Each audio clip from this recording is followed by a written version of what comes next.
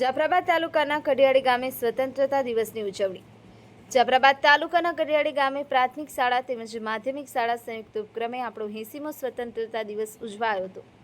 આ અવસરે મુખ્ય મહેમાન કડિયાળી ગામના સરપંચ સવજીભાઈ મકવાણા તેમજ તાલુકા પંચાયતના સભ્ય મંગાભાઈ મકવાણા, ગ્રામ પંચાયતના સભ્ય ભીખાભાઈ પરમાર, ધીરુભાઈ બામણિયા, મોહનભાઈ મકવાણા, ગામના અગ્રણી સોમાભાઈ મકવાણા, કનુભાઈ સાંખટ, ભીમભાઈ વાંઝા, મોહનભાઈ મકવાણા તથા ગ્રામજનો ઉપસ્થિત રહી શોભા વધારી હતી। આદકે માધ્યમિક શાળાના આચાર્ય શીતલબેન પરમાર, પ્રાથમિક શાળાના આચાર્ય અલ્પેશભાઈ ચાવડા તથા શિક્ષક મિત્રોએ મહેમાનોને આવકાર્યા હતા।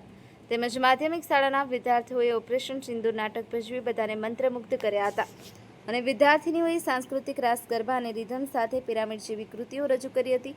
15 ઓગસ્ટના દિવસે ભારતને 1947માં સ્વતંત્રતા મળી હતી। શાળાઓમાં વિદ્યાર્થીઓ સ્વતંત્રતા સેનાનીઓના બલિદાનને યાદ કરે છે।